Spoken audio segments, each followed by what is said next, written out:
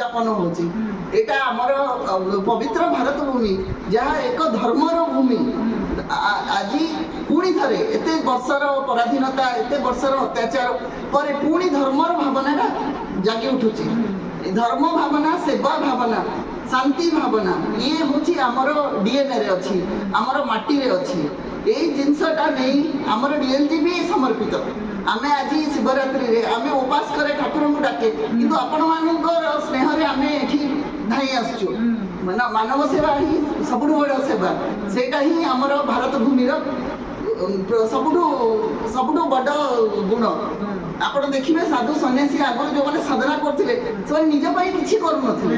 ତାଙ୍କୁ ଭୋକ ଲାଗିଲେ କୋଉ ମା ତାଙ୍କୁ ଖାଇବାକୁ ଦେଇ ଦେଉଥିଲେ, ଆଉ ସେମାନେ ସାଧନାରେ ଲିପ୍ତ ରହୁଥିଲେ।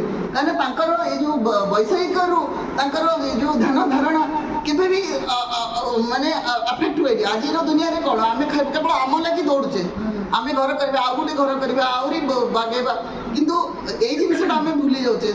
ପ୍ରକୃତ ଯେଉଁ ଆତ୍ମାର ଶାନ୍ତି, ନିଜର ଯେଉଁ ଉନ୍ନତି, ଆତ୍ମାର ଉନ୍ନତି, ମୁଁ କେଉଁଠୁ ଆସିଛି, ମୁଁ କେଉଁଠି ଯିବି, ତା ଭିତରେ ଆମର ଆଉ ଗୋଟେ ସତ୍ତା ଅଛି, ଯେଉଁଟା ଆମର ହୃଦୟର ସତ୍ତା, ଯେଉଁଟା ଅମର, ଯେଉଁଟା କେବେ ମରେନି। ଆମେ ନଶ୍ୱର, ଶରୀରଟା ନଶ୍ୱର, କିନ୍ତୁ ଆତ୍ମାଟା ଅମର।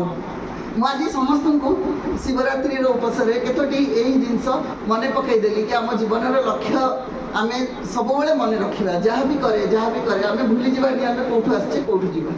ଧନ୍ୟବାଦ। ଜୟ ଜଗନ୍ନାଥ।